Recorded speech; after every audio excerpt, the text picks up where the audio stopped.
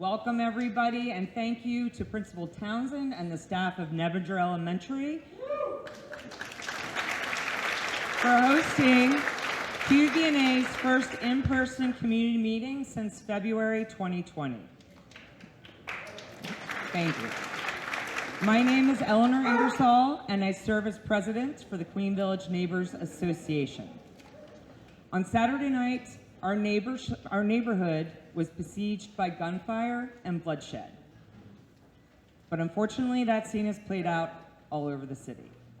I want to welcome Police Commissioner Outlaw and members of the Philadelphia Police Department for joining us tonight.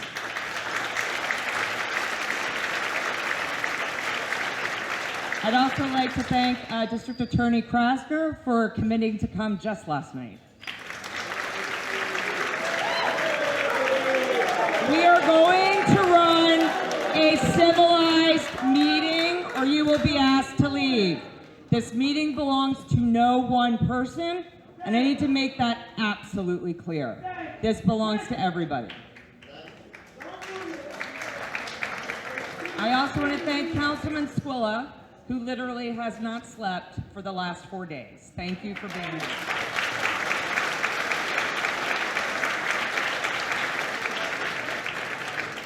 But I also want to thank our fellow civics, community leaders, neighbors, and parents.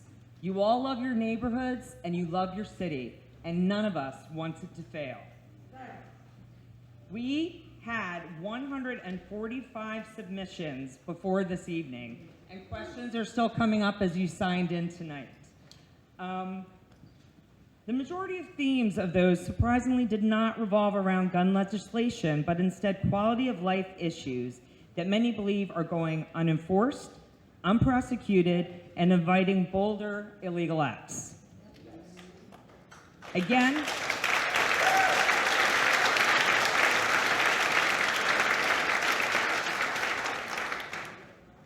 I want to remind everybody that discussion requires civility and decency. Let the questions be asked, and please listen to the answers. The first questions come from eyewitness accounts of events on Saturday night, and let me read some of those to you. These came in early. Joe Falls says, on June 4th, there was already one shooting at 4th and Bainbridge that luckily wasn't deadly, which allegedly occurred approximately 1 hour before the shooting at 3rd and South, which did become deadly. Why did the huge police presence that was there not take any action, close the place down and disperse the crowd? Also, I want to add, Mary Wolf said, I was impressed with police presence at 2nd and South on Saturday evening around 9:30 until we were intimidated by people on motorcycles and ATVs on sidewalks and heading on the street in the wrong direction. Can you help us understand why that is? And the last eyewitness comes from Teresa Kinsella. Saturday night, approximately 1 hour before the shooting, we saw a lot of police presence and people on ATVs and dirt bikes driving the wrong way on the street, popping wheelies, basically taunting the police to see how unruly things could get. I asked one police officer what was going on, and his answer to me was mayhem. Clearly, people were violating laws right in front of police, like disorderly conduct, noise ordinance violations, driving illegal vehicles, and wrong way on a one-way street. But the police were not doing anything. So, Commissioner Outlaw, we all understand that there are things that can and cannot be pursued and arrests made for. However, I think the lines have gotten blurry and there's confusion amongst people. And therefore, we're hoping to clear up exactly what police are prepared to pursue. Thank you for the question. And I just want to start off by saying, I know it's hot in here. I know we have some seniors in here. I know you guys have been in here for a while, and I just want to say thank you so much for showing up and showing how dedicated and committed you are to these neighborhoods and to making sure that this is fixed. I want to also acknowledge that you guys are mad, you're frustrated, you're angry, every emotion you can think of all at once. And so we're not offended by these questions. We want to get to the bottom of this as well. And we want to leave here knowing that we have a much better understanding of what's going to happen moving forward. So I want to say that.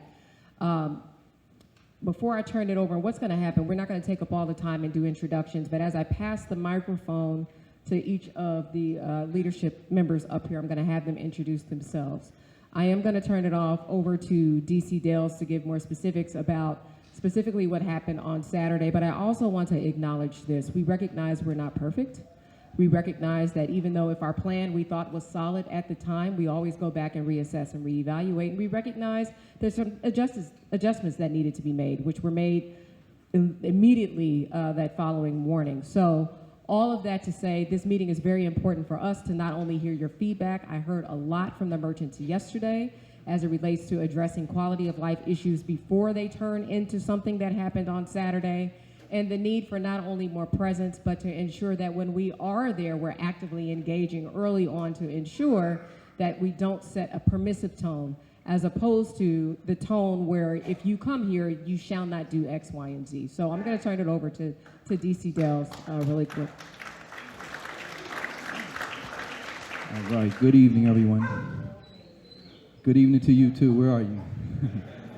So first of all, I'm going to talk about what happened on Saturday.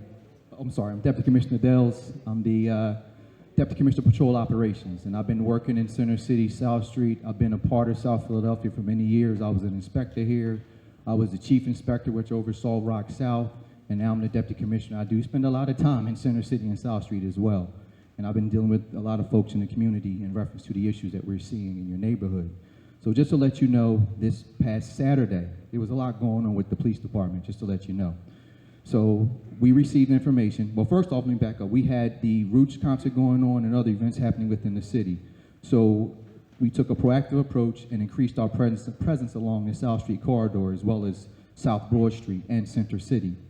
So with that, we also received information that there was a possible gang activity that may occur on South Street and four other locations across the city. So we had to deploy our resources at all those locations, including South Street, okay? The shootings, just make it perfectly clear, the shootings that occurred on Saturday had nothing to do with the gangs that were mentioned, okay? As a result of that, as far as the information we received, we did make a gun arrest in North Philadelphia in reference to one of the areas they said that the incidents may occur. So we had officers out there, and we did make an arrest, and we did get a gun. So now moving forward in reference to the situation that occurred at 4th and Bainbridge. 4th and Bainbridge, there was a shooting incident with flash information given out, meaning they gave a description of the shooter. The police who were assigned to South Street, you had, I'm not gonna say the numbers, but you had officers assigned to each block from Front Street all the way up to, I believe it was 8th Street. Is that correct, Captain? As the 8th? All the way up to 8th Street. So when that shooting happened, they had to pull resources from certain parts of South Street to cover, number one, the crime scene, two, look for the suspect, because we had the suspect on the loose who just fired a weapon. So we got to find who that was, right? And two, we had to find out were there victims, any gunshot victims, meaning we had to check the hospitals, we had to check the immediate areas. So they had police officers surveying the area looking for suspects and looking for gunshot victims. Okay, so while that's going on, 30 minutes later, I believe it was 30 to 45 minutes later, we get the shooting that occurred on South Street. Thank God you had all the officers still in position where they're supposed to be, heard the gunshots and responded. Because when I saw that video, and I said to myself, where are the police? These guys are fighting, they pulling out guns, where were the police? So you know I called the lieutenant right away. I said, Lieutenant, where were the police? And after he broke it down to me, I said, okay, I completely understand. He's the commander of South Street. Commanders have to make decisions, right? And law enforcement, we have to make decisions and carry it out. Got to find a suspect who had a gun.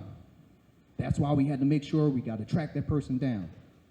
Right now, we don't know if that, Frank, did we determine whether or not that was that shooting on Bainbridge was related to this or not? Not yet? So far we can't connect that to a 4th and Bainbridge at this point. So the police officer responds.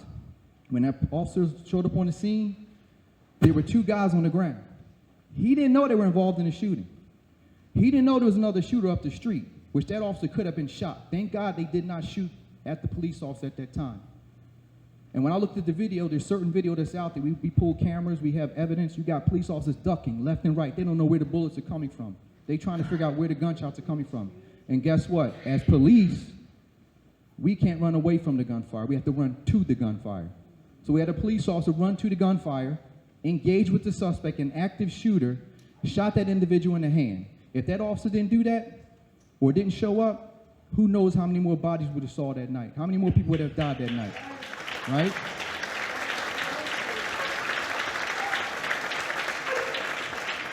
And I know you have a lot of folks who live along South Street, who hang out around South Street. I've been around South Street for many years. As a police officer, all the way up as a patrol officer, all the way up to my current position, I've been out at South Street, especially during major events. 4th of July, I don't want to think about it, but you know what I'm talking about, right? So I've been around South Street. I know the many challenges we see on South Street, but I also want you to sit back and take a close look of what's changing.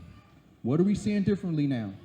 Look at how many police officers have been shot or shot at within the past 2 years because they're assigned to violent areas. Within the past 2 years, I have not seen so many police officers in the city of Philadelphia being shot or shot at. Okay? So keep that in mind. All right? Also, too, the way the police officers are being treated. The disrespect, it's off the chart. And you see the videos, right? You see it.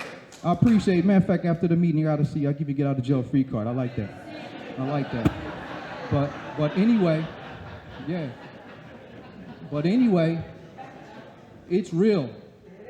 The police officers, this weekend coming up, just to let you know, to beef up patrol around South Street, you know our staffing is super short, right? It's not like it was back in the day. And I've watched many details come and go. I would say within the last 4 years ago, and prior to that, we had the staffing to beef up South Street like it needs to be beefed up, right? We had that back then. We don't have that now. We have gun violence everywhere, and we have to address gun violence across our city, not just one place, but all across our city. We have to do that, right? Am I going too long? Okay, I'm sorry. Okay, all right. I'm sorry. What can we do? Okay, God. So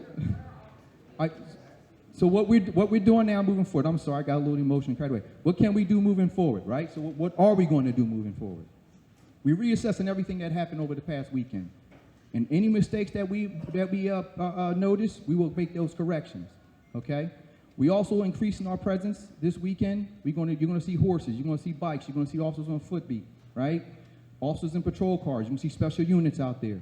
The Memorial Day weekend we had mounted out there as well. So we were definitely mindful of that 1 week ago as well. So moving forward, we're going to be focused on that. We had a deep conversation with the commanders. We're taking a closer look at what's happening along South Street as far as the crimes that are being committed. And one thing that I'm going to make sure that we do not ignore those serious crimes, but at the same time, we have to balance it out. What situation can we de-escalate, and what situation needs immediate arrest? So that's what we're doing. We'll talk a little later. I'm not going to hold up the time. I know you're going to kill me, but here you go.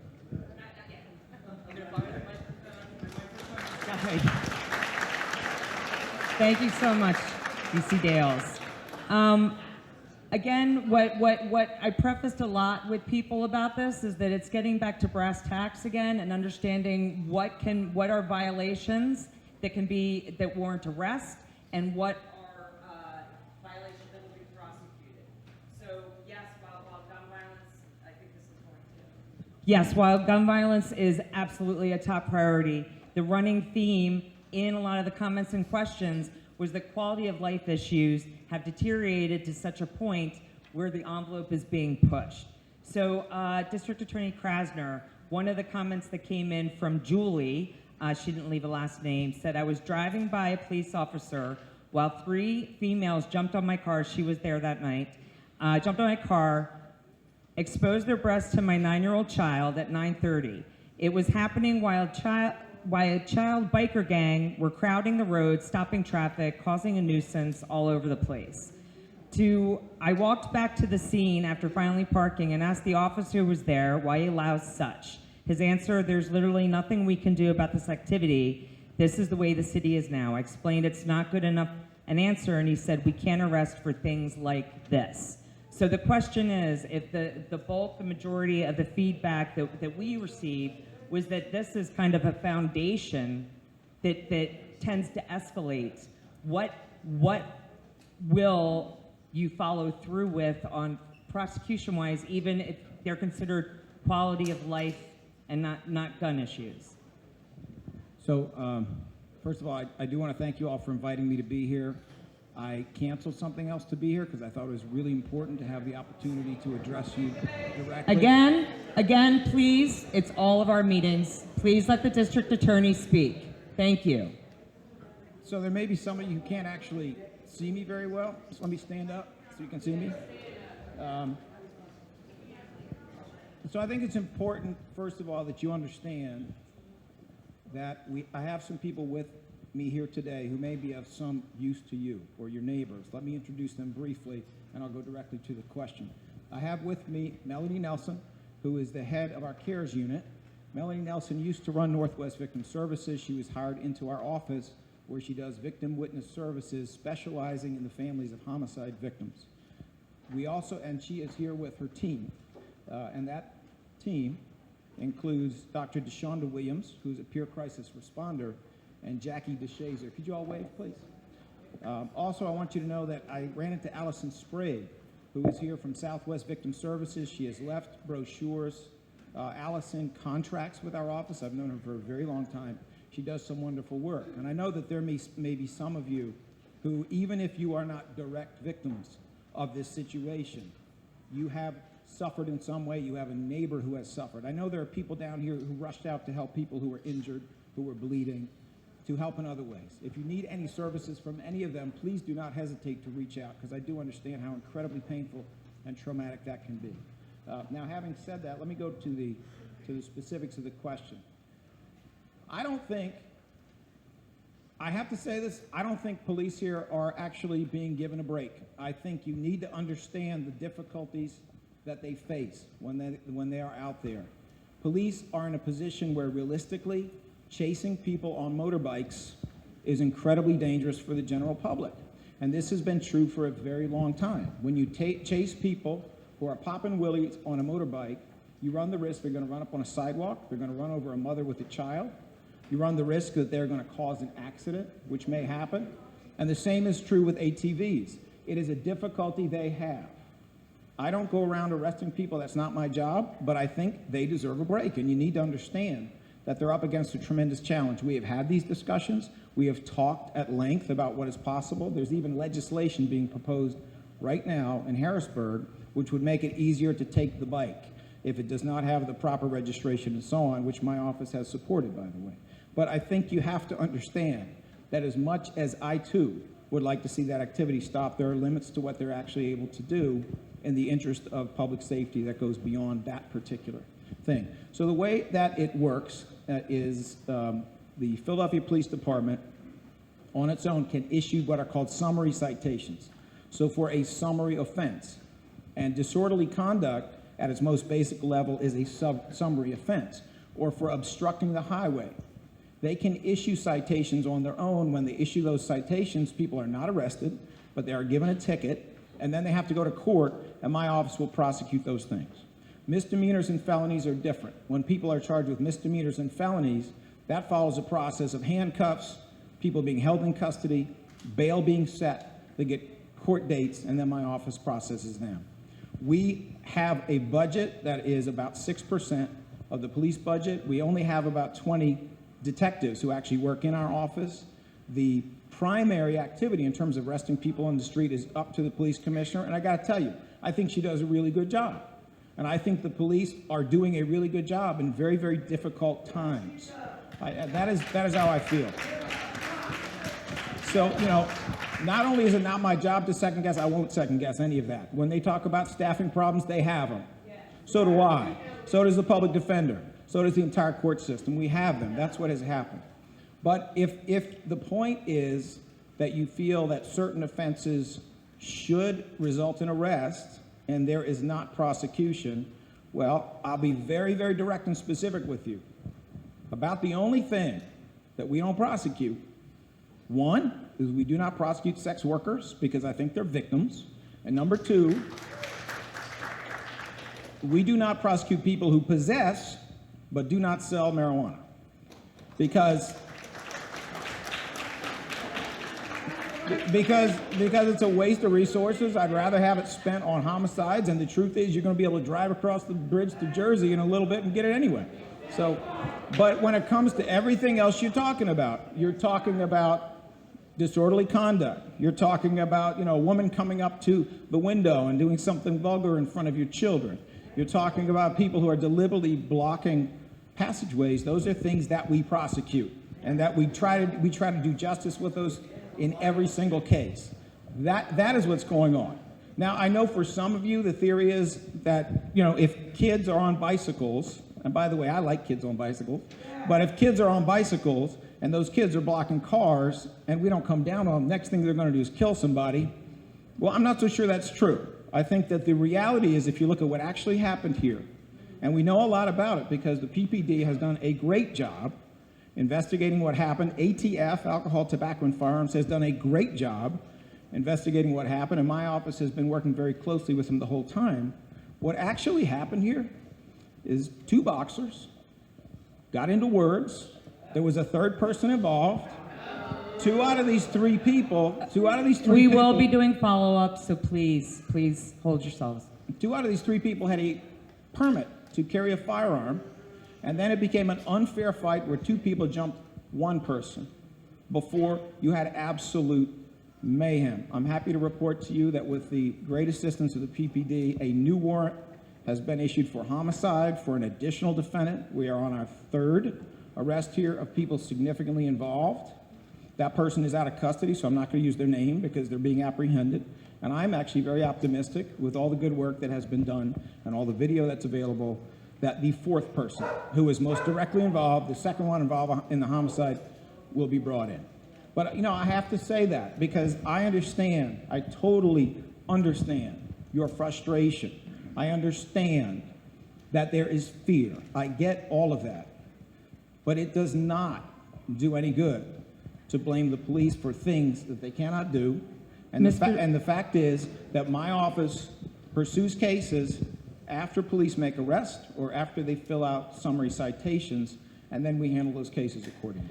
Mr. District Attorney, I do not have any access to the numbers or the quality or quantity of stuff of the misdemeanors that received court time, court hearing, or were dismissed. So I can't say anything to that. But and I say this to both of you: these people came out because they really want to hear you be as honest and genuine as you can be. So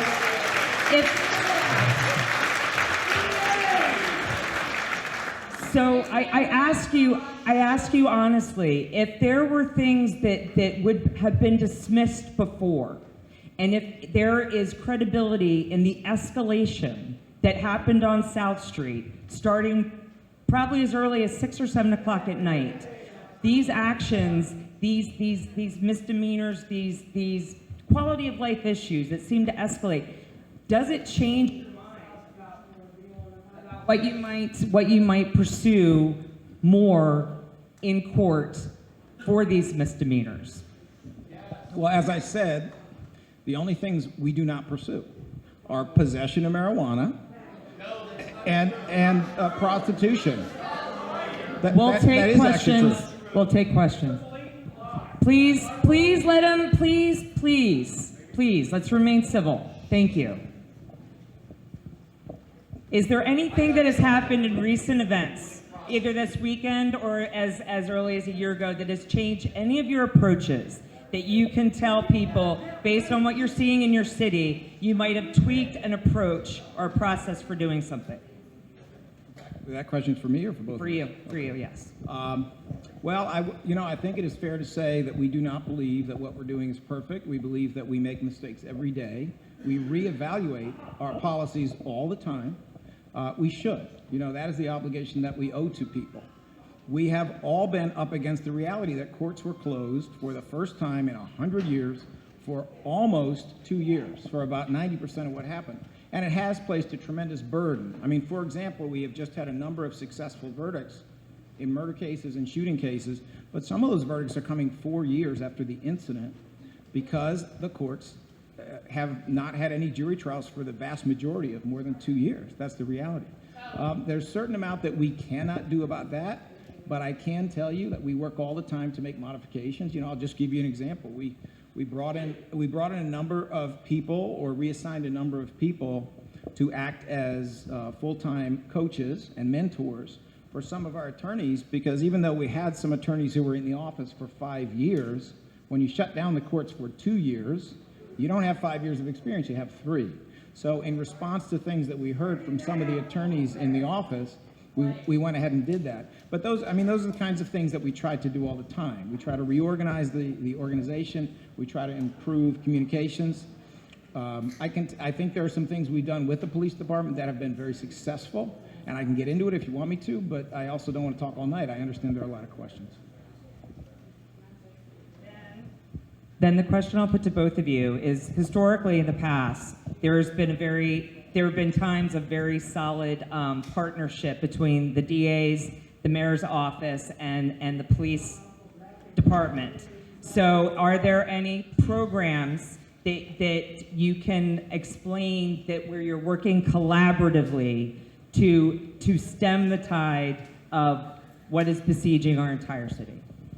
There are actually many, many, many of them, if you want me to get into it, but let me ask the commissioner if she'd like to speak first. Would you like to speak first? So I think, you know, there is a perception that we don't work together at all, and that's not true. You know, my leadership team, I have my chief inspector over investigations here, works very closely with the DA's office, with his staff, on a plethora of things. But we've had this conversation before, and this isn't finger pointing. It's not turning me against the DA against me. You know, we agree on a lot of areas, and our team works together regularly. We meet on a monthly basis, and then I have a deputy commissioner who's not here this evening that reviews our gun cases. Every Tuesday, all of the law enforcement, not just our local law enforcement here, but including the DA's office, state, local, federal partners, the AG, the FBI, the DEAs, parole, probation, all of the law enforcement components meet every Tuesday, and we review our shootings. And then there's a follow-up meeting from the services side of the house from the city, where we then go over, okay, everything doesn't require a police response. Maybe there's services that are needed here. Where can L&I fit in? So there's definitely communication there. So I don't want anybody to have the perception that we just don't collaborate at all.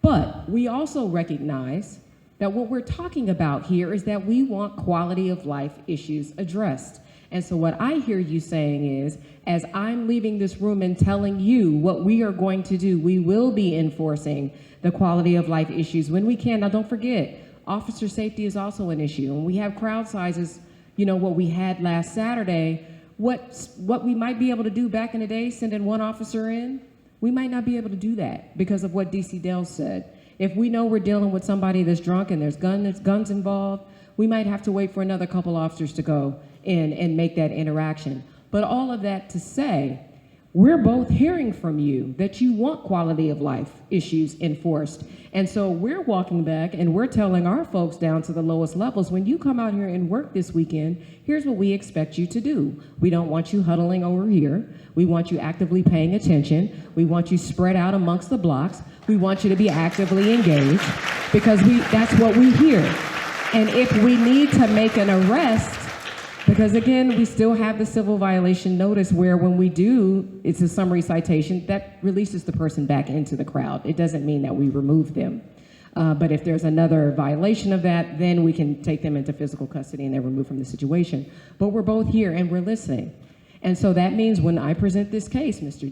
DA, right, when we present the case, because we've heard this, there's collaboration, there's an understanding of what the expectations are as far as moving forward and paying some close attention to these cases and getting them prioritized.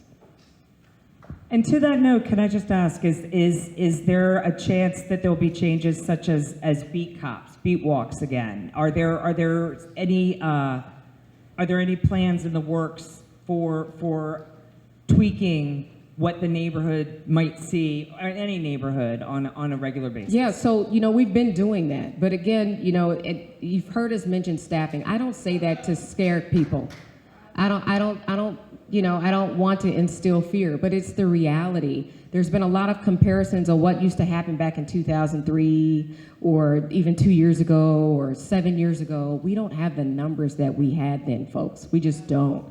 And so because of that, we have to prioritize how we deploy, where we put people. And what made this last weekend so different was that there were multiple events happening in the city. So we're constantly trying to think, okay, how can we, this might be not be the best term, but it's the term that we use in law enforcement. How can we leverage our partnerships so that we can have others come in and serve as force multipliers? What can we do to be more proactive so we maybe don't have to have the number of cops that we have out there? How can we work with streets and license and inspections to make sure that we're cleaning up these areas in advance so it doesn't set the tone that this is a place where you can come and do whatever you want? I think there has to be more of that. We did extend, we're going to have more people this weekend. We're extending shifts. We're, holding people over, bringing in people over, but that's not sustainable. It's just not. And of course, I've been saying budget hearing after budget hearing, please restore our authorized strength. It was cut when I got here. So we might think 6,500 cops on paper. We don't have 6,500 cops. That's not even our authorized strength anymore. Our vacancy rate is well over 500, close to 600, and then when you add the people that are on leave, it's another 1,000. So the ability to put people strategically on every corner, we would love to do it, we just can't. We have to be intentional about where we deploy and where we put people, where the data and intelligence takes us. Obviously, because of what happened last weekend, we're bolstering, but we really do have to think long-term of what happens when the police leave that corner. How can we sustain those efforts and do it in a collective way? So the answer is yes. We've been tweaking from day one, and we've started since last weekend. But absolutely, we're always tweaking. We're always reevaluating, recognizing that there is a need to do that. There's no perfect beings here, but we got to get it right. Thank you for that. And that was something else that came up that I was going to get to a little later, is that many people wanted to know, what can neighbors do? What can civic associations do? What task forces could be created? How can we be more active in besides just going to the very helpful and informative, town halls that the districts have? So the PSA meetings as well. I know there's some more questions to get through, so I'll try to do a little more rapid fire. These came in tonight. And District Attorney Krasner, I'll put them to you. Drugs are openly sold on South Street. Why are the police who witness it are not doing anything? And I think the follow-up question is, who do we arrest and keep in jail? Drug dealers? Do we arrest them? Repeat offenders? Who? So there's a lot in that, but if the assumption is that the arrests aren't happening because there will be no follow-through from that, I wanted to give you a chance to respond. Sure. So we prosecute every type of drug dealing, including marijuana. And that is no change from the past. That is as it should be. I'm not going to speak. If people have the opinion, which frankly I don't share, but if people have the opinion that police are not making arrests for dealing drugs, that is not for me to answer. I can tell you I don't think it's true, because I see a whole lot of arrest paperwork coming into our office, and we charge these cases and we proceed with these cases. Thank you for clarifying that. I did want to mention, and she wrote a very eloquent piece. As we go forward, there were some things people were concerned about, and Peggy Lagai says the city has agreed to have Made in America festivities. Given the rampant violence going on in the city, the continued concern that the department is too short-staffed to control and patrol several areas at the same time, what can we expect that the city will do to protect us over that holiday weekend? I'm going to let Commissioner Outlaw take that one. Thank you, though. Sure, and I just want to go back real quick about the question about the drug. I heard drugs. Let Outlaw answer that question. I'll be happy to do that. So the drug market is a bit unique here, and we know that all over the city that narcotic sales is driving a lot of the violent crime that we're seeing here.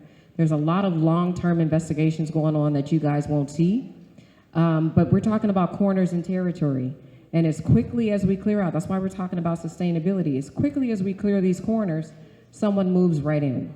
As long as there's supply, there's going to be buyers. We're also seeing the same issue in Kensington. We established a Kensington district there. We have dedicated officers that are there on foot and on bicycles, so we don't have to pull resources away from other parts of the city so we can address it there. But that's only a small dent. So even if it appears as though we're not doing anything, I guarantee you we are. But in the event, like we're hearing in these comments, you guys see it all day, every day. If you see something where you believe an officer should have taken action and they didn't, you have to let us know that, please, so we can do something about it and address it in the same way that we're doing here tonight. Made in America, whether it's Made in America or even the last weekend that we had, we bolster up, we beef up. That's what we do. Made in America, there were no issues last year. It went without a hitch. The major parades and everything that we've been having here, even 4th of July. I worked 4th of July. When I cancel days off for everybody else, I'm here as well. 4th of July went off without a hitch. So I don't want us to walk away thinking, you know, I had this conversation with somebody earlier. I don't want us to walk away thinking that what happened last weekend was the norm. It wasn't. It was an anomaly. These were two people that decided in their mind that they got into a fight and they pulled out their guns, and these, whatever we want to call them, didn't care about the hundreds of people that were around them. So that was not the norm here. That was the exception. What's that? Actually, we don't, but our numbers are high. Our numbers are high. Our numbers are very high. But I don't want us to accept it as the norm, though. That's what I'm saying. If we walk away and say, this is the norm, the urgency is going to be lost. We work around the clock. When I get the phone calls, I'm up. We're out there. We respond. It's going to take a collective effort to deal with this. It's not going to just be the police. Everybody has to step up and take their blocks back in the same way that you guys are doing tonight. Thank you. District Attorney, I know you don't have much more time, so I do want to make sure, what can you, walking away from this tonight, what can you leave in people's minds? What are their misconceptions about how your office works and offenses that will see legal action? And what do you offer to either victims of violence or engagement with communities? Sure, thank you for that. I want to add this because I thought the last question was really important in terms of what can people do. One of the things Sylvester Johnson said to me, and he was a former police commissioner in Philadelphia, for those you remember, is there really is no effective law enforcement without grassroots law enforcement, meaning the involvement of people who care about their communities like you, which is why you are here, okay? So I'll tell you one thing you can do. If you have a Ring camera, you can make sure it's on. You can let detectives know if you have those recordings. I cannot tell you how incredibly important it is when private video makes its way into the hands of detectives. You can actually do your jury duty instead of trying to get out of it. You can do it. It is a wonderful experience. It makes a huge difference when I'm trying to prove a case that people who care about their community and are thoughtful and are listening are doing that. If you are a witness, you can come forward. I cannot tell you the number of times that homicide detectives and police detectives go to the scene of a shooting, they knock on every door, and people say, I didn't see nothing, I didn't see nothing. Well, some of them didn't, and some of them did. And if you're the one who's actually willing to step up and say something, then it means I have a case. It means I have a case I can prosecute, or it means I have a stronger case I can win. So I would ask you all, please take it seriously. Jury duty is not just an irritation. I just got my notice. I'll be going, okay? I may not be allowed to do a criminal case because, well, I am employing the people in the room, but I'll be going. So coming back to your question, I can't speak to people's misperceptions. I mean, it is pretty clear to me as I walk down the street and I engage with people all the time, every day, that a lot of people don't have misperceptions about what we're doing. They are very, very supportive of what we are doing with the DA's office. But I can say this, if anybody has told you, and I will have to agree with the commissioner again, if anybody has told you, oh, the DA's office doesn't prosecute that, well, I just told you what we prosecute, and it is everything but sex work and possession of marijuana. It is everything else. That is what we do. So if you have someone telling you that, or even if you have a police officer telling you that, call the commissioner. Let the commissioner know if you were given that information, because that information is incorrect, and I'm sure that that is something that she would want to correct. When you have complaints, when you are victimized, I want you to have the opportunity for justice, and I only get it if the police are able to collect the information, gain the witnesses, and give it to my office. Please. I just want to add to that. We keep our ear to the ground constantly, and I'm constantly hearing, we want the police to be more aggressive. We want you to do more. I just want you to think about what we as law enforcement have just gone through over the last 2 years. We're still going to be the police. We want to do our jobs. But when we step up and do our jobs, when we're encircled by a group of people saying F the police, not allowing us to get to somebody that we're trying to assist, and then the likelihood of us using force increases because verbal compliance doesn't work and we do what we're trained to do. Support us. That's what I ask, and I appreciate that. That's what I ask. So we were talking about misconceptions. Officers are human beings, and whether real or perceived, events over the last couple of years has had a very chilling effect over our abilities to do our job because we're humans. So I say that again to, one, say thank you for that, but if you're hearing an officer say to you, my hands are tied, or I know I can't do that, I'm not saying you have to say I got your back, but every now and again, they just need a little nudging. And obviously we're responsible for doing that as leadership, but when we hear it from community, from nights like tonight, it helps even better. So we were talking about misconceptions.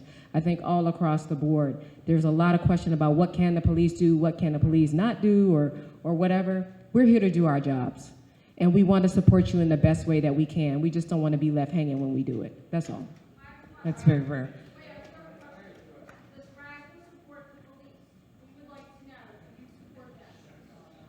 Absolutely. Okay, the question was asked. Do I support the police? Oh.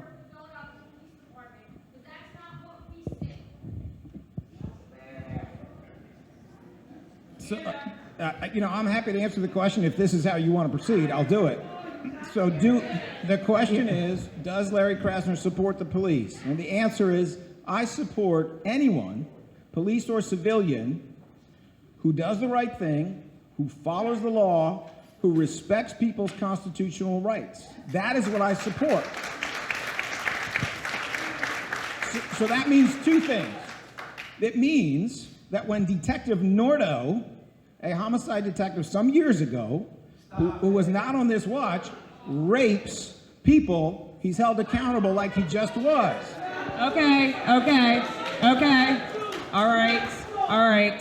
And it also means, and it also means that when police... Okay, thank you. Okay. It also means that when police do the right thing, and you should know that every single time there is an officer-involved shooting, meaning a police officer fires at or strikes somebody with a bullet, our office considers it. We have looked at this point at a couple hundred of those cases, and we have determined in nearly every situation that based upon the facts and the law, those police officers should not be charged. Because that is what the facts and the law require. That is what justice is. There are truly great cops in the city of Philadelphia, and there are a lot of them, and I'll tell you what they have to say. What they have to say is the worst thing about their job as good cops, as honest cops, is when they are undermined by police officers, the small number, who do not uphold that standard. Thank you, District Attorney. Were you going to? Yes. I thought this meeting was supposed to be about South Street. I appreciate the police. I have family members who are police officers. I appreciate them back 100%. I want to know what's going to be done about South Street at nighttime when there's tens of thousands of people on South Street and the police are doing nothing because they were told they're not allowed.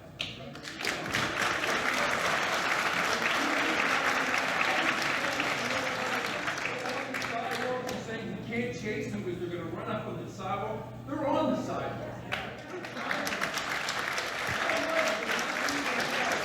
5 o'clock at night because he's afraid to go out of the house.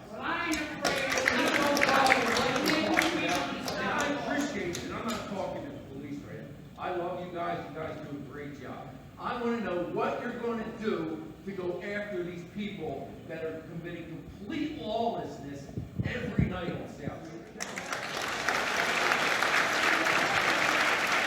And I want to thank you for that question, because that is another summary question, as we've gotten sidetracked by things that people do feel held hostage around in the surrounding communities around South Street. It's a famous business district, but it's smack dab in the middle of 4 neighborhoods, residential communities.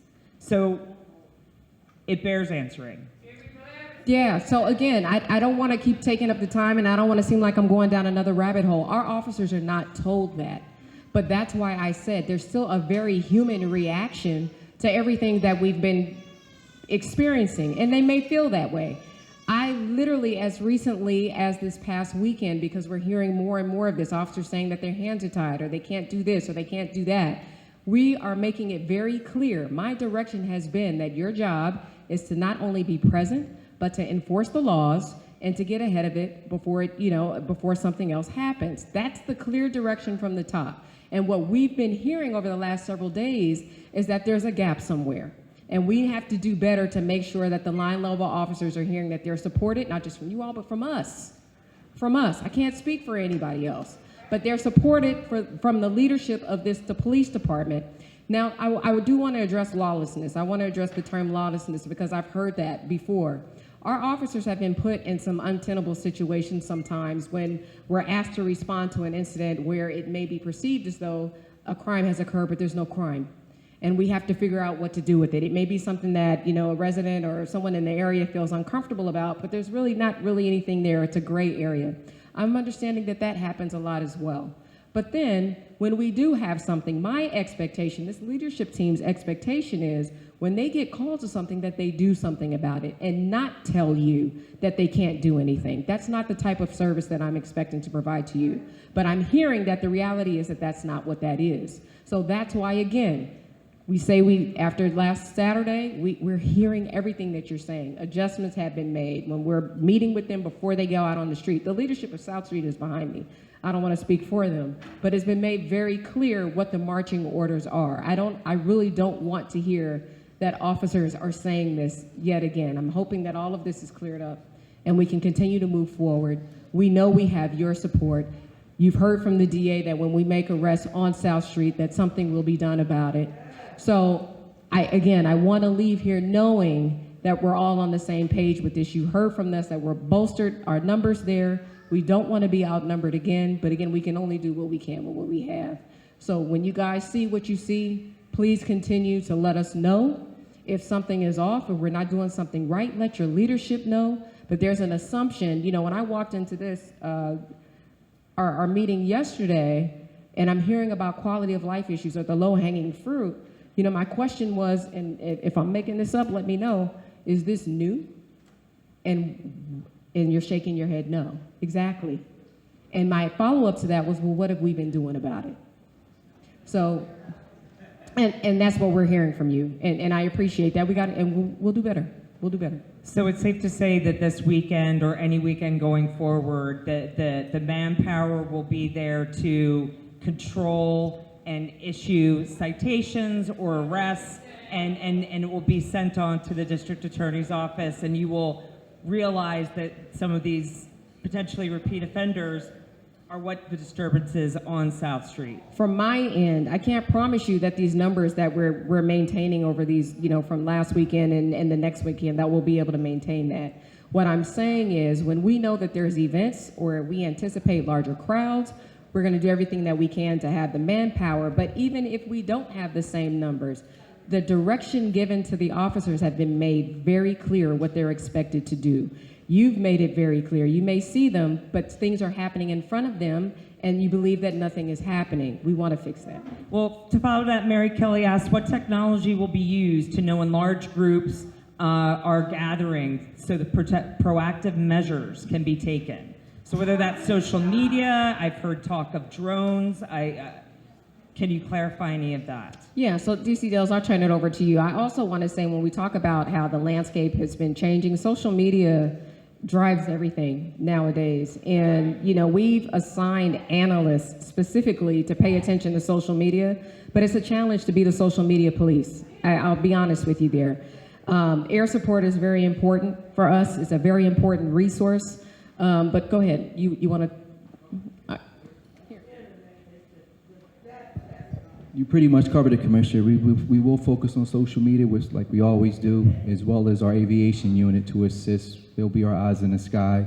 We also utilize the cameras along South Street, and as you can see, the information and evidence we received from those cameras was tremendous. It was a big help, so we can continue to use that. There is talk of drones. I had the conversation with city council members in reference to introducing drones, but that's something we're looking at moving forward. But not promise it's going to happen, but we are looking at it.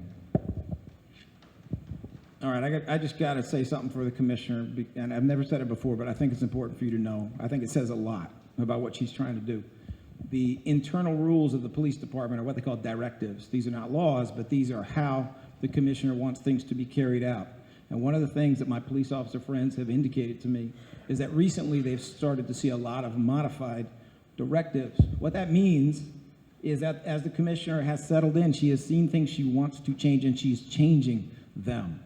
That is reform. That is change. That is progress. That is moving forward. That is positive.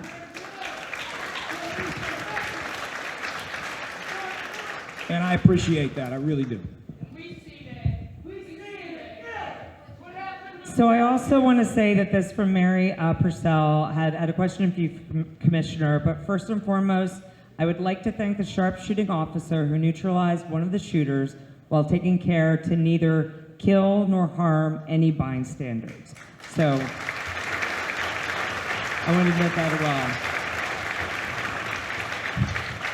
But again, Mary's question goes to what help can we help affect? And I think that's, besides being able to hear from you both and talk to you and sometimes pose unexpected questions, there is that hunger for, we amassed in a very short amount of time. Everyone here cares.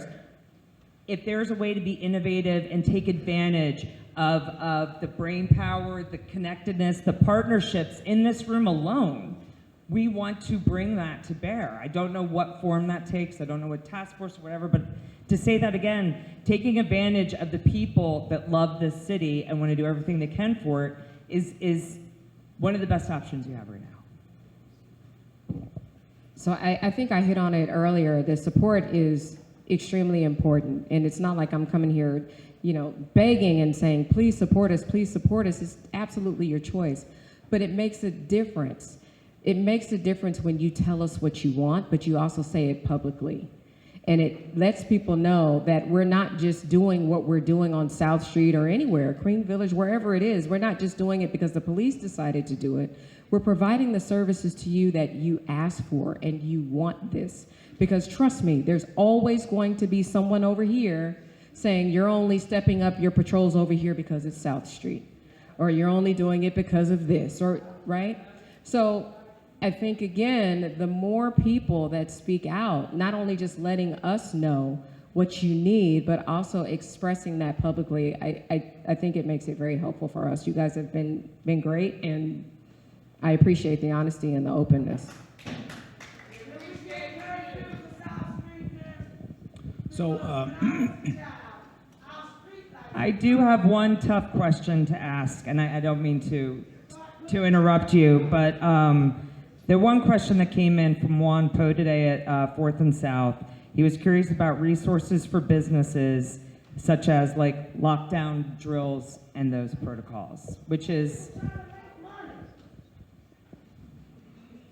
So yes, we do have, through the captain, it can all be coordinated. I feel like I'm talking about you, Captain McBride, and you're sitting right here. I apologize, no disrespect.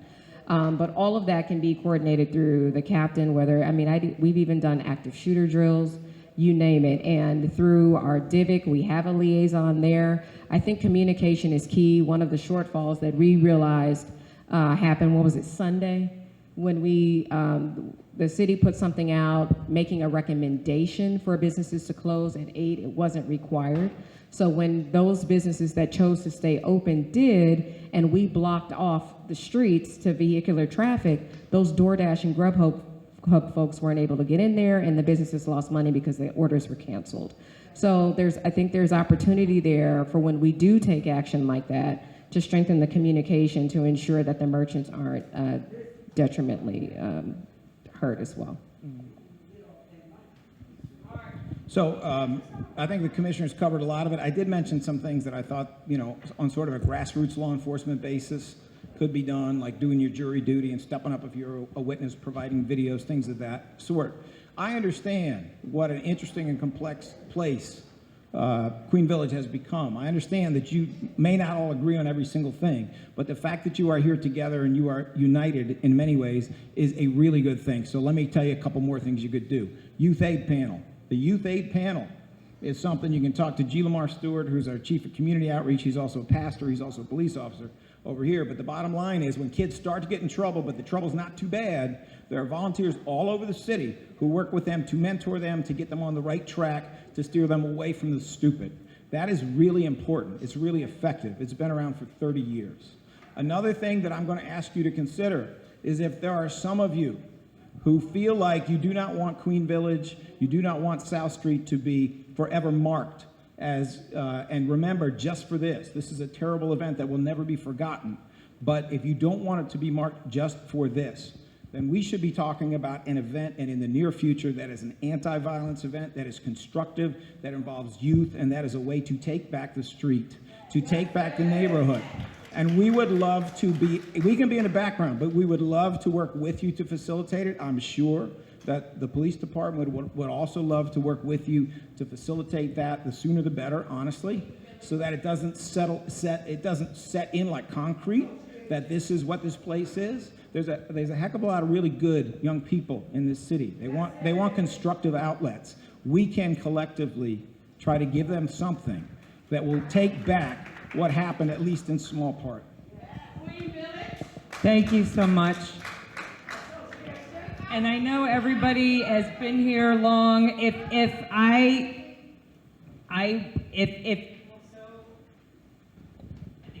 there it is. If you'd be so kind, I'm going to see. You have a question? I just have a general question. It's really not a hard one. You talk about having staffing issues. Everybody has staffing issues. My question is, what are you doing to, obviously the cadet class in the academy has been decimated over the last few years. What avenues are you trying to do to get more people to the academy so that you do have more staffing that you can use to do what you're doing? That's a really good question. Thank you. So the question was, what are we trying to do to bolster our numbers, knowing what the situation is? I will tell you one thing that's very helpful. For those of you who don't know, at the end of last year, there was legislation passed that required anyone interested in applying to be a police officer having to live in the city for 1 year. We pushed for and we requested and actually got a waiver.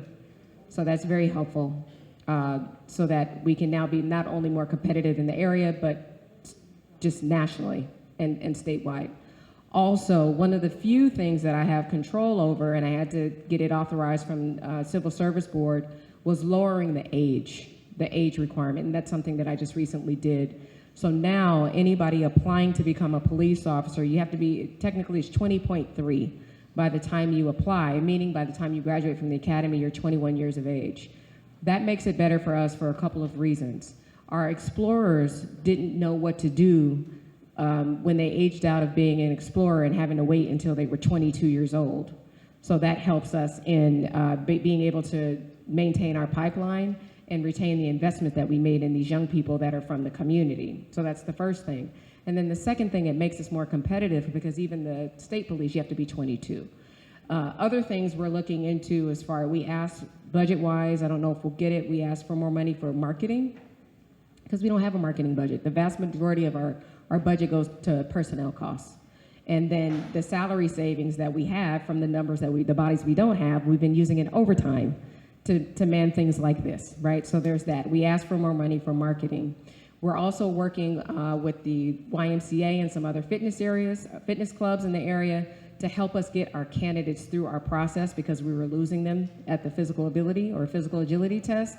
And then we're also working to pilot another type of reading test because we were losing some folks, not saying that we're letting anybody in, but we were losing some folks on the testing. So we're seeing what we can do to provide workshops in those areas where we've lost people. And then lastly, meeting people where they are and letting people know that you don't have to be, and it's not a knock against, my son is going to the Air Force, it's not a knock against anybody in the military, but traditionally we've only marketed towards one demographic, and those are people coming fresh out the military. It makes the most sense.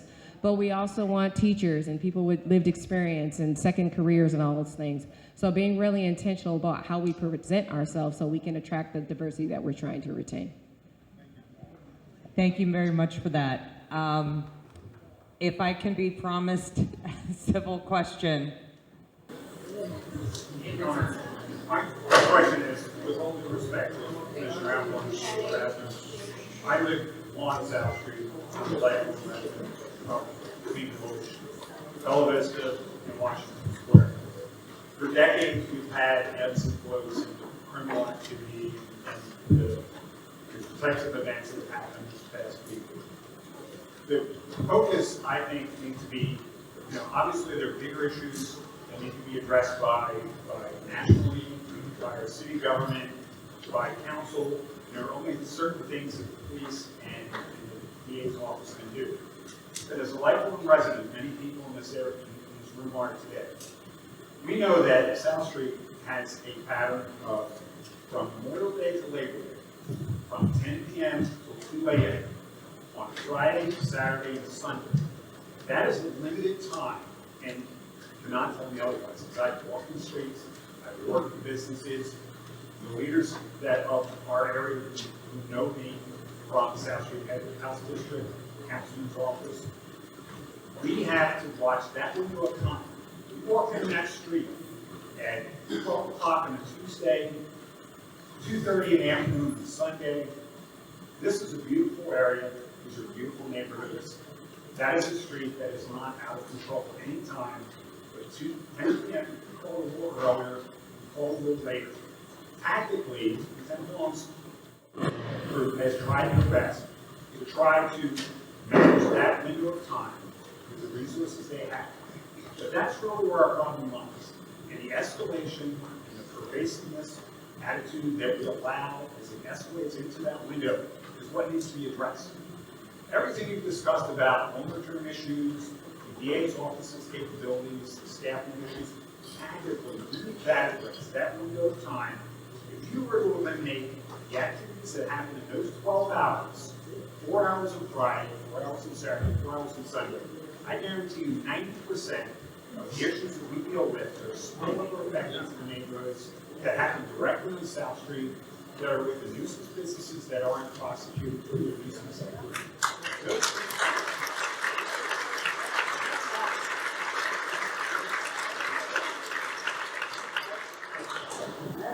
We all know your limitations. We've heard this before through numerous community meetings, and every year in advance, of Memorial Day, the first warm day on South Street, it ramps up. It's not something we don't know. It's not something that the police department hasn't strategized. But that is the window of time. We can address that. I guarantee you, the cases should not get to the Krasner's office. We should be doing things that are in advance of the escalation to that level. And the police should not have to encounter face-to-face, potentially dangerous situations because we address these issues in advance. We plan, we communicate, we make sure that the community knows what activities are being done that are not after the fact, that are before the fact. And that's what we need to focus on. And I'm open to any tactical implementation issues you do. They have to be sustainable, practical, and implementable. Because when we react now several weeks, and the resources get pulled for all the other areas that are needed, we need change that is permanent. We live in a different world than we did several decades ago. And since I was born in Pennsylvania House in 1966, it's a different world. And we need to know about it in different ways. So I'm open and like to hear. Thank you.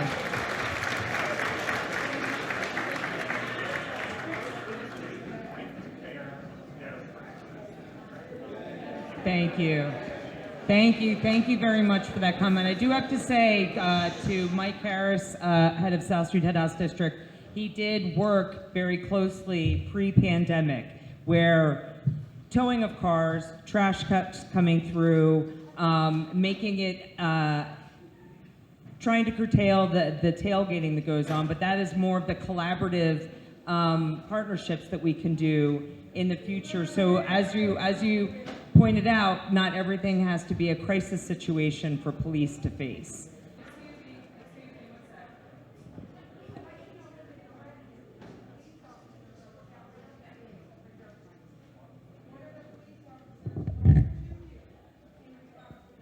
Directives, well, let's throw ATVs, dirt bikes, and hopefully modified cars. Yes. So in reference to the dirt bikes, I working with City Council. Councilman Marshall was part of the group where we made changes to the current ordinance that pertains to ATVs and dirt bikes. Initially, when the ATV bill was passed, you are not allowed to operate, stop, stand, or operate your ATV anywhere in the city of Philadelphia. The problem was that the dirt bikes didn't fall under that bill at the time, and we noticed an increase of dirt bikes traveling through the city of Philadelphia. So we have been running an ATV detail.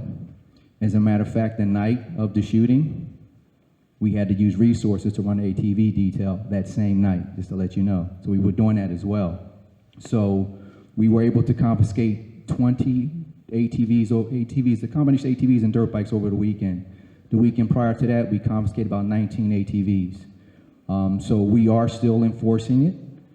We do have a policy in place, and it's very challenging stopping these ATVs without violating our policy. So I have to give it to the police officers who work this ATV detail.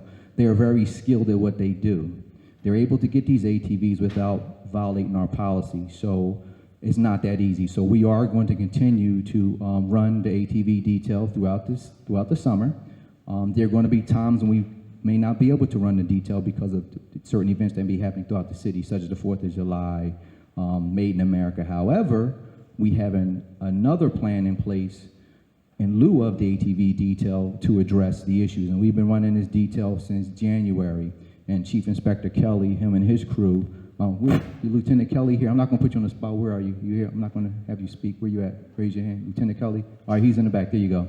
So Lieutenant Kelly, I think, I believe that South Philadelphia, especially South Street and South Broad Street, should definitely commend Lieutenant Kelly and his folks for redirecting a large number of ATVs and dirt bikes from coming downtown as well as South Street. And I know you may be saying, well, I still see a lot of dirt bikes. I see ATVs coming down my block. You may see 30 and 50 at times, but you don't see thousands consistently because of the fact that they are redirecting ATVs and dirt bikes from the city, from Center City, South Street, and South Philadelphia without actually chasing these individuals. So we are working hard to try to keep them from those zones. And when we catch them, we have the vehicles are destroyed after it goes through the administrative review process, and they also find a $2,000 ticket. Dirt bikes are included. There's an ordinance. The dirt bikes are included now, thanks to Councilman Squilla and Councilman Dom, and also Councilman Green. They actually were a big help as far as changing that bill to add the dirt bikes. And we have confiscated a lot of dirt bikes, and now dirt bikes it's not as easy to get them back. Are they destroyed, or? Most of them are definitely destroyed. You have to come up with a serious, legitimate reason to get your ATV or dirt bike back, but we're starting to see more are being destroyed. And I'm trying to put something in place where, I won't mention that at this point. Give me like a month and we'll talk about it, all right? We'll talk about it a month from now.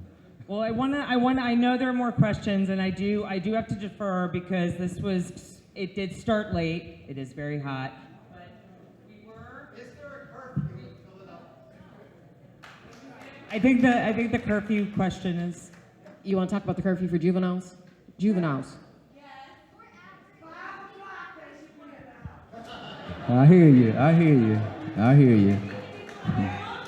All right. Let me answer your question. Come on, ma'am. Let me answer your question. All right. So curfews. So as of right now, City Council, I got to commend Councilwoman Gilmore Richardson for really working hard as far as putting the updated curfews times in place. They're also in the process of changing the times, even making it earlier, which I definitely agree. So currently, from age 16 to 17, 12 midnight is the curfew hours. I said the same thing, but they're making a change, all right? So they're looking at changing to 10 o'clock, 10 p.m. Those who are currently, those who are 14, do you want me to answer your question or not? I mean, I'll pass the mic, no problem. Okay. Ma'am, can you respect everyone in the room, please?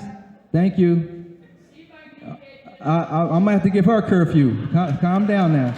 So anyway,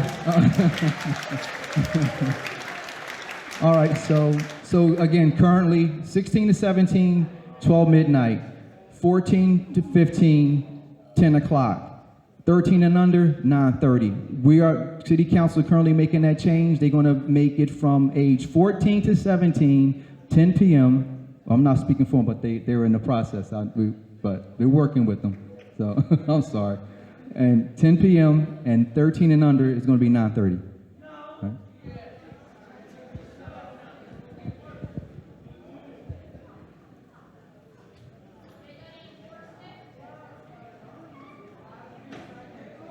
One sentence.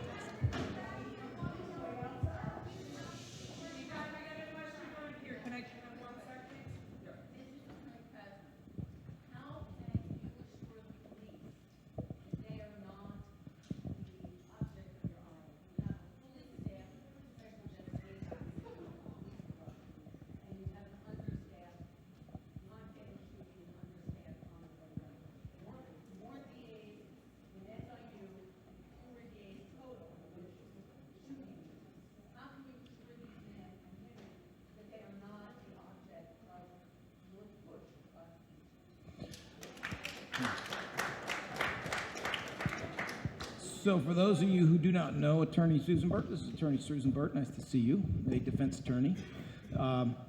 The answer is no, we don't. We have short staffing throughout the entire office, and the reality is that we are going to go after people who violate the law, regardless of whether they are prominent public officials like Seth Williams, or they are police officers, doctors, or whoever they may be. That's just the reality.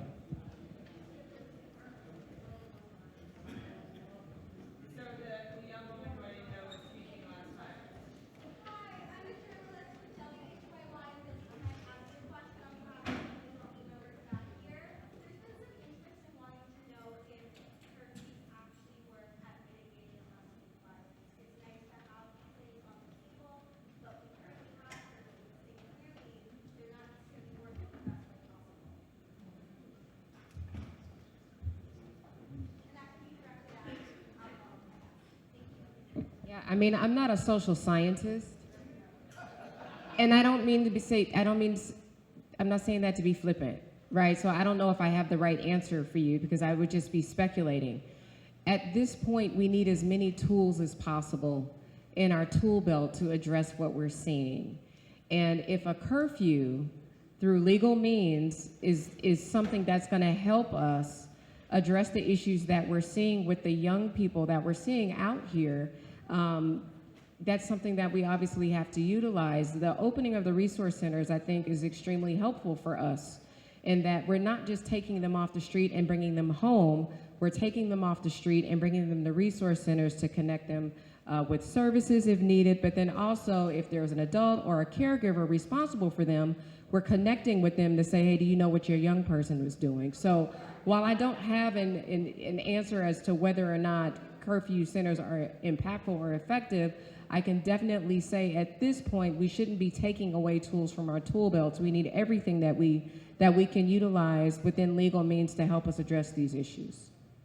But we're not actively funding community centers and libraries that would be places for children to go in our communities.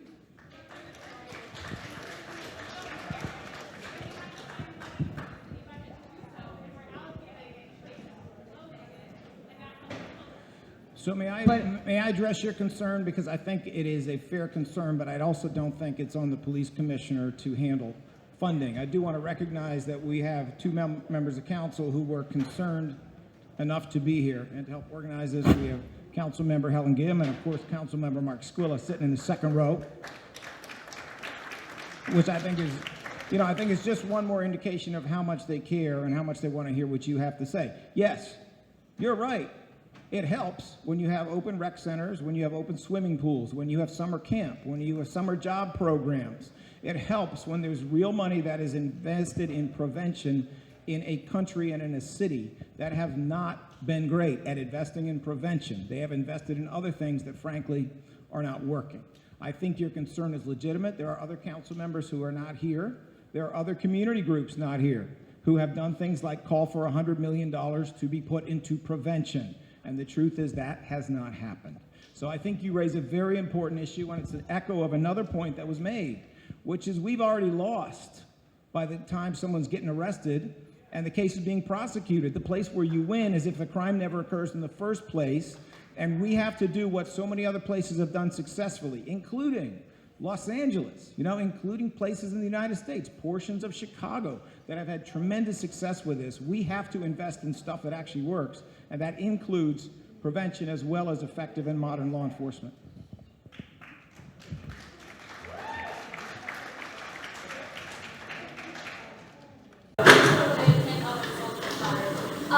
Okay, so I'm just wondering, are you guys trained in non-violent conflict resolution, mediation, and if so, why are you not using it? And are you going to be trained in it? It seems very obvious that there was a fight and if someone could have maybe helped us to mediate, this could have been avoided. Are you trained out interested in not using violence at all? So the question is, thank you for your question. The question is, are you trained in nonviolent mediation? So that translates for us as de-escalation and de-escalation tactics. The answer is yes, but we still have to consider, I mean, you say you're not using it. I think that's a very broad, generalized statement. Well, I think it goes back, no, it's a fair question. Why didn't we use it that night? So again, it goes back to what we see, when we see it, if we can approach safely, if the individuals are armed. If they're armed, obviously we're not going into an armed confrontation using verbal persuasion. We're not doing that if we know that they're armed. And this incident happened within seconds. And so when we came upon it, the shots had already been fired. So the short answer to that, yes, we are trained in de-escalation tactics. Thank you very much, District Attorney Krasner, Commissioner Outlaw.